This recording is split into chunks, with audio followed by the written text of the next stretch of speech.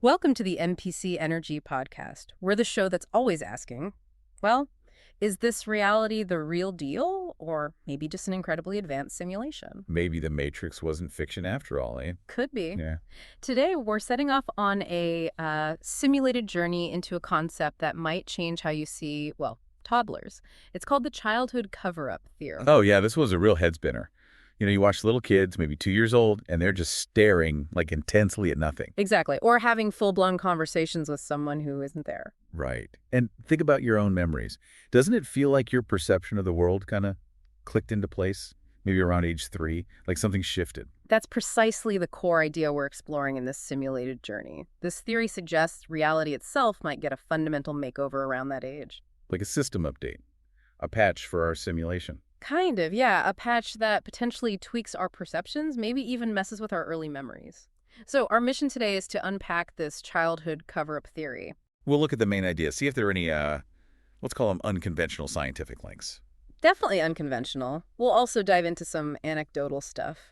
You know, the weirdly insightful or creepy things little kids sometimes say. And then just kind of ponder. Mm-hmm. What if those first few years were actually like a more unfiltered view of whatever reality really is? Okay, so let's break the theory down first. What's the central claim? So the theory basically posits that around age 3, bam, big reality shift happens. Not gradual, more like flicking a switch. Software update. Right. And before that, before age 3. That's what they call sandbox mode. Imagine like total freedom, exploring everything, fewer hard rules. Sensory input turned way up. Exactly. And maybe even perceiving things that, well, adults just can't tune into anymore. Realities beyond our normal awareness. So those imaginary friends toddlers have. Might not be so imaginary in that sandbox phase, yeah. Could be actual interactions, maybe other dimensions, other entities, who knows. Things we lose the ability to see later on. And what about learning language? That's huge around that age, too. Crucial, obviously. But the theory suggests language might also, unintentionally, box us in. How so? Well, it gives structure to thought, which is good, but maybe it also forces our perception into predefined categories, limits it. The language itself becomes part of the simulation's rule set for your own mind. Interesting. So language structures reality for us. It may be too much. Potentially. So, according to the theory, what actually triggers this shift around 3? Is it just developmental? Theorists propose it's tied to cognitive and neural development reaching a certain point. It's like that triggers the installation of, get this, a localization pack, Earth Rules version 3.0. Earth Rules 3.0. I like that. Yeah. So installing the local physics, the cultural norms, the basic how things work here package. Pretty much. The specific rules for this corner of the simulation, and this is where memory comes in, and it gets kind of wild. Okay, go on. The theory suggests that proper long-term memory consolidation really only kicks in after this patch. Before that. It's fuzzy. Or maybe, the theory speculates, deliberately wiped or made inaccessible. Like the system deletes the early log files. Whoa. So infantile amnesia, the fact we don't remember being babies, isn't just about brain development. It could be, the theory suggests, a feature, not a bug. A deliberate redaction of that sandbox mode experience. So the system essentially corrupts or deletes those early save files after the update. That's the stark implication, yeah. And it might not just be memories. The theory also talks about filters. Visual filters. Yeah, maybe auditory, too. Things that limit our perception. Like we can't see UV light naturally, right? Maybe that's a post-patch limitation. Or maybe you lose the ability to perceive other energies, entities, things the patch is designed to hide. Could be. And then the rules of the game, physics, identity, time, logic, they become much more rigid after age 3. The simulation's parameters lock in for you. The training wheels come off, but maybe some blinkers go on at the same time. That's a good way to put it. And the theory even touches on adult behavior. Ah, yes. The NPC behavior idea. Right. That sense you get sometimes that people are just running their scripts. The theory hints that maybe this becomes more pronounced as people get further integrated into the patched reality, like different levels of awareness within the simulation. That's a pretty out there concept, the whole NPC thing. Okay. Okay, so let's shift gears slightly. Is there any actual science, even fringe science, that kind of overlaps with this? Anything we could possibly point to? Okay, yeah, let's be clear. We're deep in speculative territory here. But there are a few interesting biological things happening around that age. First up, neural pruning. Ah, right. Your brain goes wild creating connections early on, then starts trimming back the ones it doesn't use. Efficiency, basically. Exactly. Massive overgrowth of connections, then a big pruning phase, often peaking around, wouldn't you know, at age 3 or I mean, so. the standard explanation is just the brain optimizing itself for its environment, Mm. getting rid of redundant pathways. Right. But the childhood cover-up theory asks, could that pruning be the system doing the update, streamlining the playable character? By trimming away the connections that allowed for perceiving glitches or aspects of reality outside the Earth Rules 3.0 pack. It's a possibility within the theory. You literally lose potential pathways for perception as you develop adaptation or deliberate system calibration. It's definitely a different lens to view it through. What else? You mentioned sensory input earlier. Yeah, sensory overload in infants. Research shows babies often have broader sensory ranges than adults. Like they can distinguish finer color shades, hear sounds outside our normal adult range. Stuff like that, yeah. They seem more open to the raw data stream, you could say. Then, as we age, we filter more, we focus. So could that be the installation of sensory filters the theory talks about? The system dials down the input to make it manageable within the simulation's parameters? And maybe pareidolia, seeing faces in clouds or toast. No, tell me. Maybe those are little glimpses of the debug mode, Right. leftover artifacts of that wider, pre-filtered perception trying to make sense of noise. Huh. Seeing Jesus in your water stain is just a rendering error. Could be. Then finally, back to infantile amnesia. We can't really remember our first few years. The standard explanation involves the hippocampus, right? The brain region for forming long-term memories isn't fully developed yet. Right? The Right. brain's librarian isn't fully on the job. Makes perfect sense neurologically, absolutely. Okay. But the theory asks why? Why evolve to forget such a formative period? Unless those memories contain data from before the Earth Rules patch, data that contradicts the current version of reality. So the system needs to wipe the logs. It's a feature, a redaction, not just a consequence of development. It reframes the whole thing. Okay, so it twists familiar science into something else. Now, what about the anecdotal side? The weird stuff kids supposedly say. Right. This is where it gets kind of compelling and maybe a bit unsettling for some folks.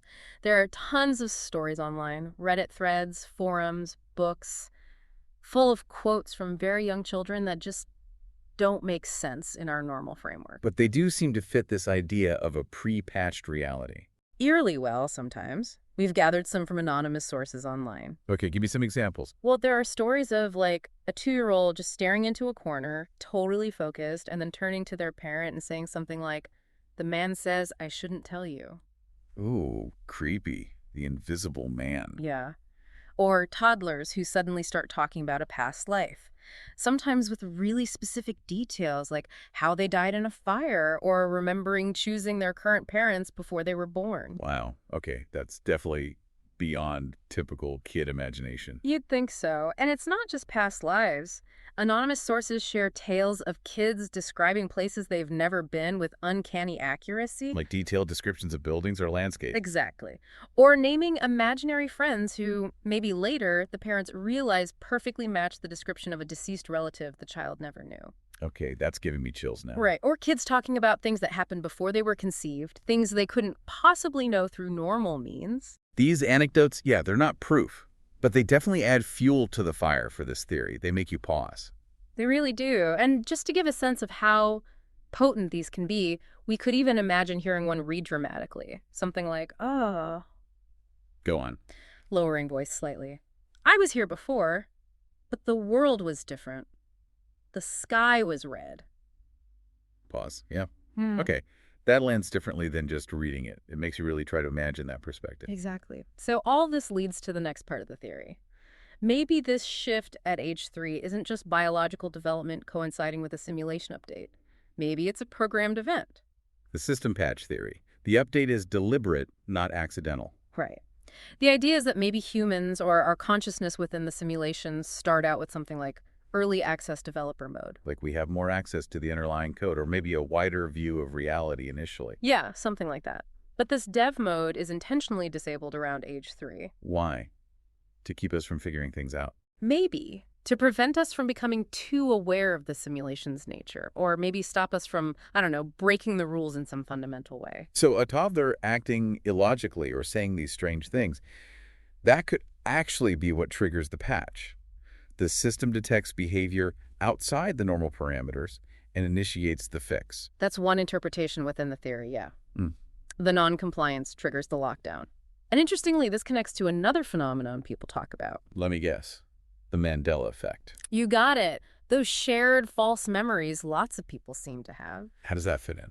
Well, think about common Mandela effects. The Berenstain Bears, spelling, movie lines, logos, often things rooted in childhood memory. Okay. So the theory suggests maybe the people who notice these discrepancies, who strongly remember it being the other way, maybe they retain clearer remnants of their pre-patched state. Like their memory is from version 2.0, but the current reality is version 3.0, so they see the conflict. Exactly. They're noticing the version control issues in the simulation's assets.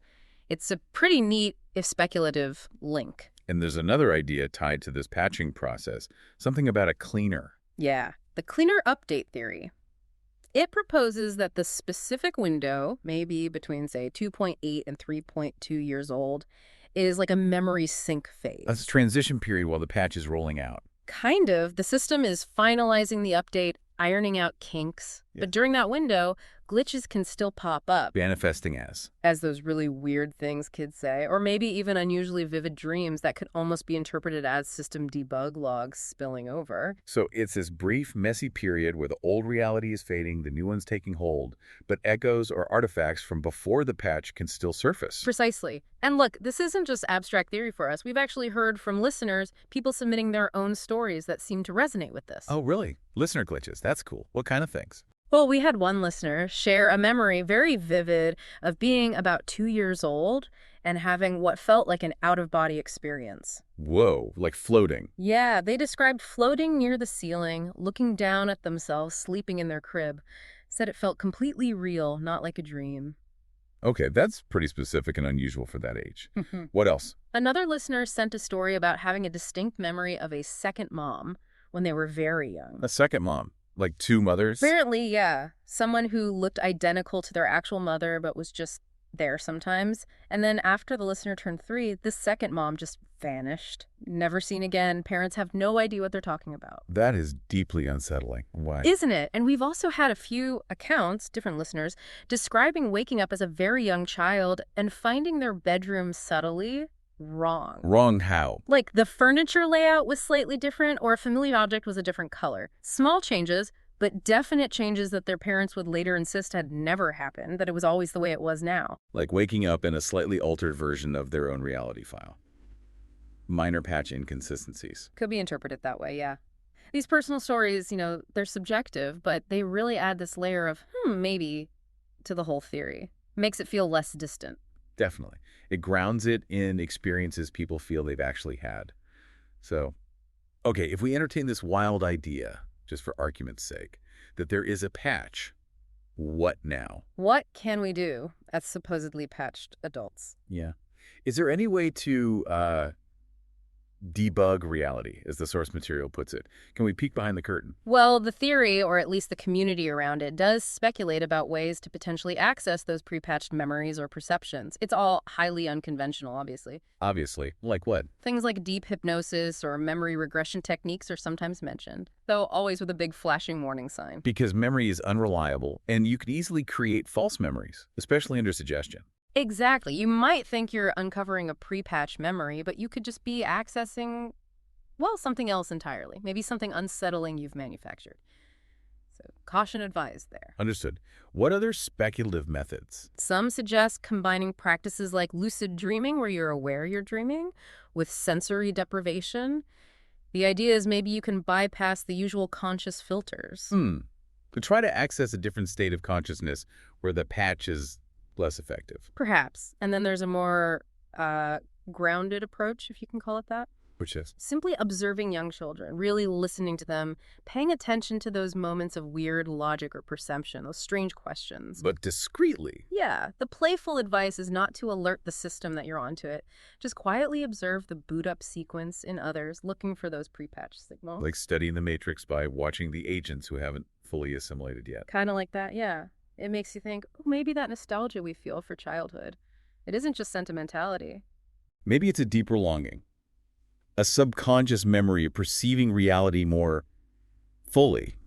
before the filters went up. Could 3-year-olds be running around with a form of God mode before they get fully locked into the meat suit matrix, as some call it? It's definitely a provocative thought. Changes how you might listen to a toddler's seemingly nonsensical babble. It really does. So maybe the takeaway for our listeners is just keep questioning. Pay attention. Maybe those little glitches or oddities, especially from kids, hold more significance than we think. Perhaps understanding our current patched reality involves trying to decipher those echoes from that earlier state. And just one final thought to leave you with. We all like to think we're the main character, right? But even main characters, well, they aren't immune to system crashes. Sobering thought indeed. Well, thank you for joining us on this pretty mind-bending simulated journey into the childhood cover-up theory here on NPC Energy. Yeah, thanks for tuning in. Remember, folks, stay curious, keep questioning everything, and maybe stay just a little bit glitched. Until next time.